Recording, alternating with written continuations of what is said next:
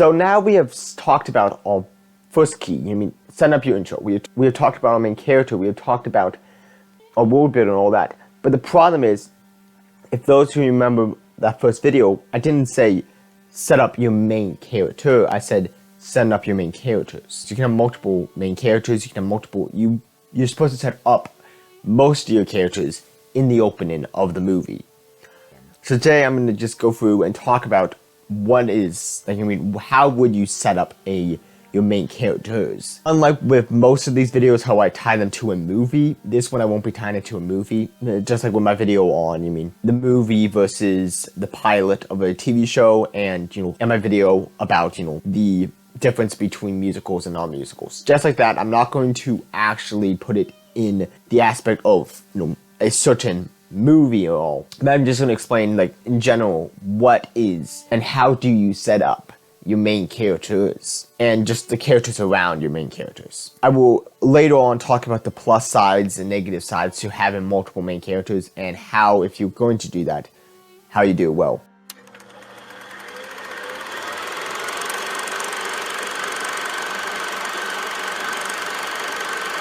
So how do you set up other characters besides your main character if you only have one main character in your intro? So talking about my original video on the topic of our first key, your intro, I said that setting up your main character is very important, because then you can set up characters around it in the way that this.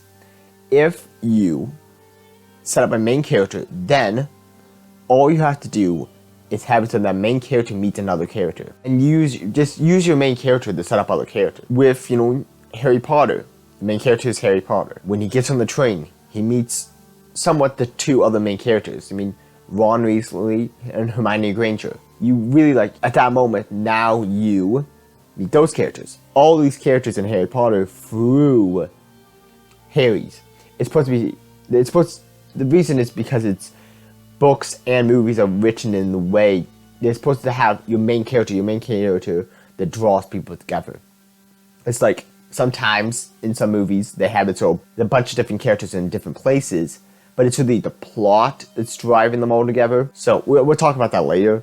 But anyways, so yeah, with the Lord of the Rings, right? You could really say that Frodo was the main character.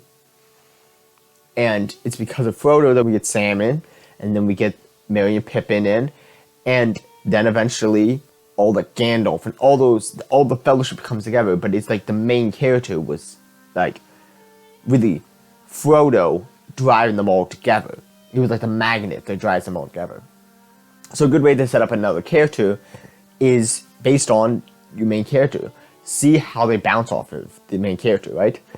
When you have set up what the main character's personalities like. Now that we know what Achilles' personality is like, how does that react to people like, Agamemnon, the king? You see how there's a feud between them because of the reason that Achilles is kind of prideful and Agamemnon is a little bit too controlling. Now you just set up Agamemnon, the king, based on that you used Achilles, the main character, to set up that character. With Odysseus, you also, in that movie, you set him up, showing that he's a mentor to, and a friend to Achilles, and you really get to understand him and how he's one of the only people who can calm down Achilles in the movie. Other stories. You have the main character, and then you set up characters around it, which which leads into one of the big things, right? What is, as with Odysseus, and the king and Agamemnon and people like that, what is their relationship with the main character? That's important, right? A lot of times, if it's a high school drama, you're going to have the parents. What is their relationship with their child? The parent. When this kid goes to school, they meet their best friend. What's the relationship between that person and him? They're friends, best friends. Who sets up? How do you set up this girl he likes? Okay, the relationship is not in a relationship, but he likes her. That's it's not that you should put everyone in your movies as one note. They're only this way because of the main character, but you use the main character to set up those characters, make you understand what these characters are like based on like their relationship, how they interact with the main character. So now you understand those people. So I would still say first set up your main character, and then start drawing people in. Some series like the Lord of the Rings, Harry Potter, and stuff like that, you meet characters slowly, and you get to know them slowly. Because, Harry Potter, there's 8 movies, there's 7 books, you meet more characters along the journey. With the Lord of the Rings, there's 3 books, 3 movies, you meet new characters along the journey and see how they interact with these people. Now, sometimes you can have it like with the Lord of the Rings. The people he interacts with suddenly becomes their own main characters. You can follow Legolas, you can follow Gimli, you can follow Boromir, you can follow Aragorn, people like that. And you don't feel like, oh, we're just following side characters. They're not side characters, they're main characters now. When Pippin goes to Gondor and you see Gondor from Pippin's eyes, that does not mean that you're following some side character. He's a main character now. So sometimes you can do that. Which leads me into, how do you set up a secondary character? Like, how do you set up other main characters? So, first off, is it a good idea to set up multiple main characters? The short answer is, it depends on the circumstance. But in my mind, a lot of times the problem with setting up multiple main characters is that then, as I was saying when I was explaining how to set up other characters, you're seeing everything through the lens of the main character. So if you have multiple main characters, you have to keep bouncing between what this person's seeing, what this person's seeing, what this person's seeing, all that kind of stuff. When it's one main character, it can be it's a lot more simple where you can just follow that person. Yeah, maybe you can have some scenes where you see a secondary character doing a secondary, thing. But for the most part, you stay to the main character. You stay to what the main character is doing. That's really what's important, is what the main character is doing. Sometimes, yes, it's okay idea to have main characters. In Lord of the Rings, just like as people say in ghost movies, cover more ground. We're going to split up and cover more ground. It's one of those things where in the Lord of the Rings, Frodo never gets to, until the very end of the Return of the King, ever go to Gondor. And because we had people like Pippin was able to introduce us to Gondor. Frodo was never in Rohan. In the book, of course, he did go to Rohan eventually. You don't really he's not the one who introduced us to Gondor. Sometimes, yes, you can introduce places based on secondary characters, but it's never going to feel like the same connection, because the problem is when you're using secondary characters to introduce stuff, people are going to be like, why should I care? Why should I care about this place? Because it's really not important in my mind. I don't really need to care about this place, so I'm not going to care about it. And that's a big problem you can run into, is that when you use secondary characters to do that. That's why sometimes it's a good idea to have secondary main characters, having other main characters to dwell on. If in Harry Potter they took, when this new TV show they're coming out, if they took a whole episode and they dwelled completely on Hermione, most people will not complain, because the fact of the matter is, Hermione is also a main character now. If they spend a whole episode dwelling on Ron, no one would really complain. If you use main characters like that. But if they spend a whole episode dwelling on Neville Longbottom, it would not work as well, because the fact of the matter is, while we all wish Neville Longbottom was a main character, he's really not the main character. He's not really a main character in the story. So you have to, keep it to the main trio of characters, and those characters you can actually have branch off things that people can, like. Now, can you have characters who are non-main characters suddenly become main characters? Yes, as hopefully you guys will one day see.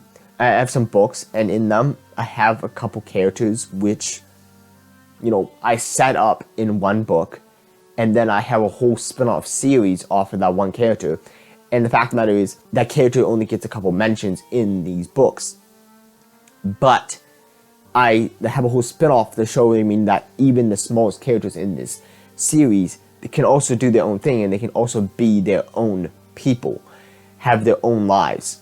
It's very interesting. So basically, when it comes to that thing, I'm just going to tell you guys, when I write my books, I would pay attention to every little detail in them, because you never know if one of those things are going to have a whole spin-off series off of it. Because, I mean, I have some great ideas for, especially one of my series with a bunch of like spin-off stuff off of it that's absolutely enjoyable, and I love it. But I need to get to actually writing the series. Anyways, guys, so you can use secondary characters to split off and make their own main character in their own series. You have a lot of good, TV shows who are secondary characters that were just there to, in the movie, they were like just secondary characters. They were like a villain or something like that. And then you have a whole spin-off, like what's going on with the Penguin. There's a whole spin-off series off of the Penguin. The Penguin was not a main character. He wasn't even one of the main. He was a kind of a main villain, but he was kind of just a secondary villain.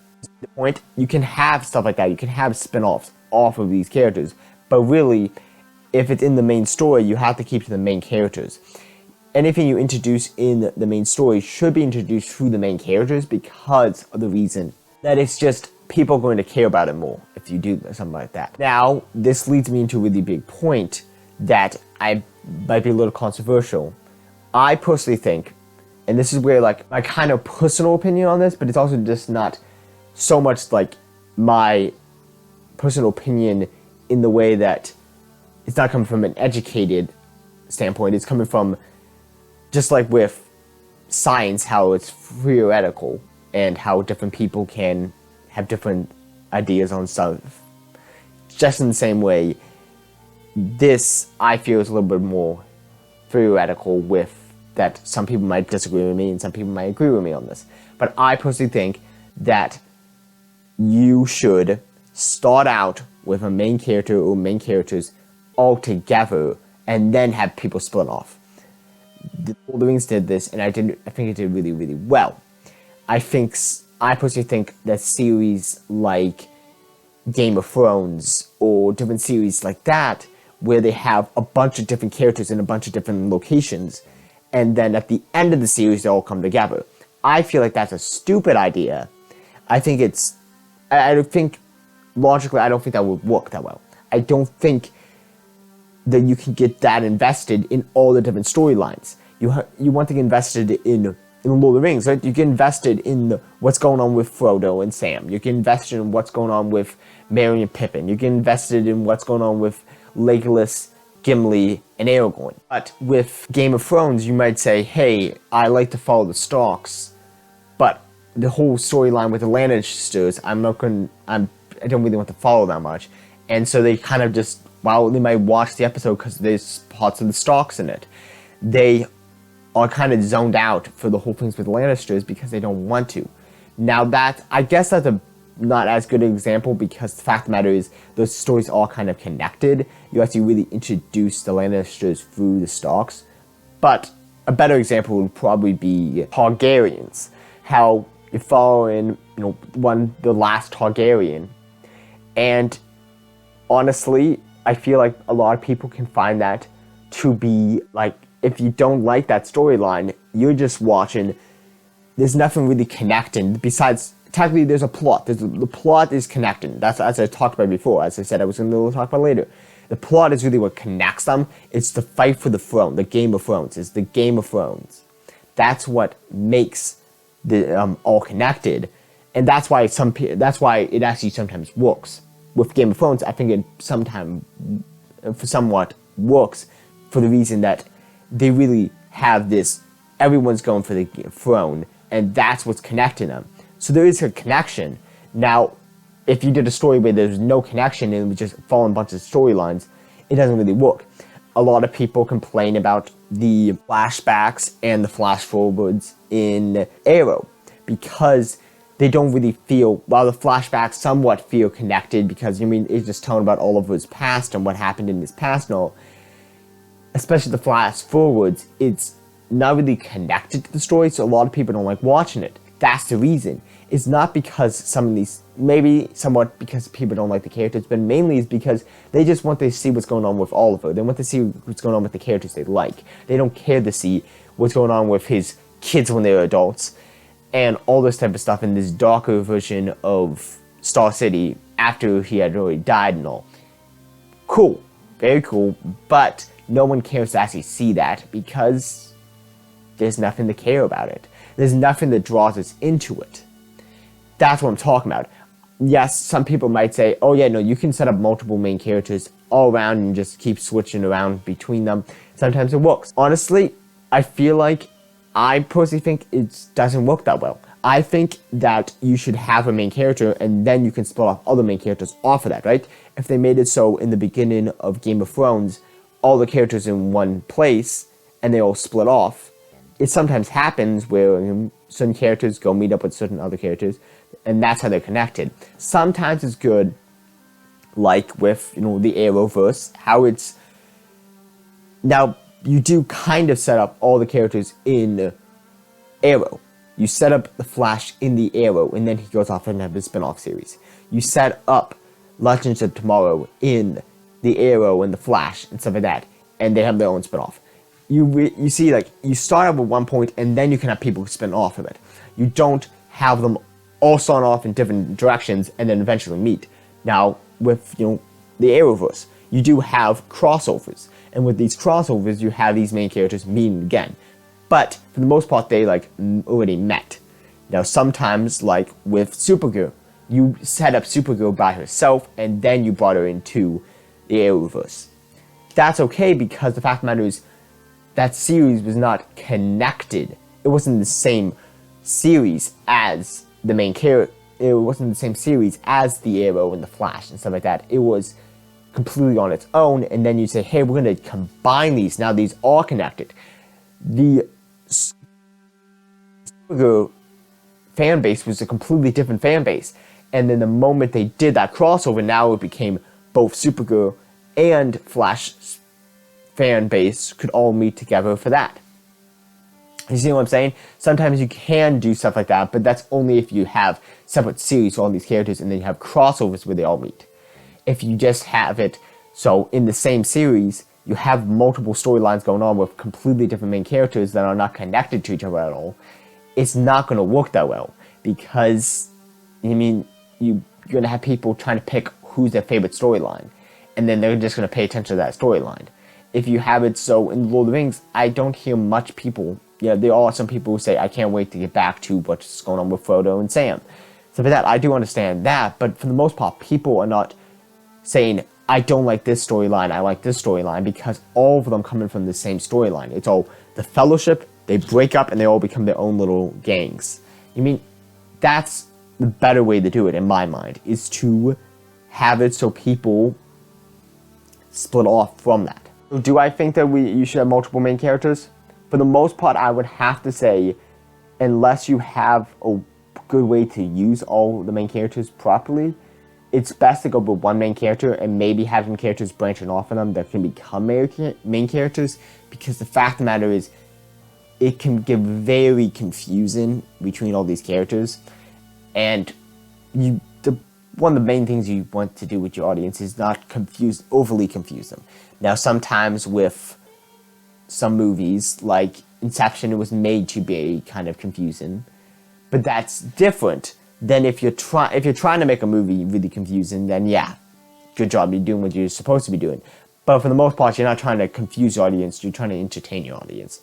And having multiple main characters with multiple different storylines, people have to follow all this stuff, and it's just, most people want to drop off after a little bit, because the fact of the matter is, who wants to continue watching that? Who wants to keep up with the Targaryens and with the Lannisters and the Starks and all these different houses, unless you have a starting point where they all branch off? Yes, it's kind of a starting point with the throne, so it kind of works that way. But in some ways, it doesn't work, because then you have people judging which storyline they like. Well, with the Lord of the Rings, you don't have that. So, in the end, I think main characters, having one main character is probably better, but you should use that main character to set up all other characters that can become main characters, that can live in their own right, as with the Lord of the Rings. Again, I keep bringing up the Lord of the Rings. In the Lord of the Rings, you have Frodo, he meets other characters, and those characters become their own main characters in their own storylines, and they can go off on their way. You're using one main event, one main story, one main plot, one main character to draw them all together, and then you can have them split off. So that's why it works with Game of Thrones, is because you had that one main plot, the plot of who's going to get the throne, that draw them all together and made them all connected. If you didn't do that, they would have been like confused, and why we would have been cut into a random character. Anyways, guys, tell me your thoughts below on this. Do you guys agree with this? Thank you guys for watching. This has been the Movie Night Reviewer. If you guys haven't yet, please subscribe. Peter Weary, signing.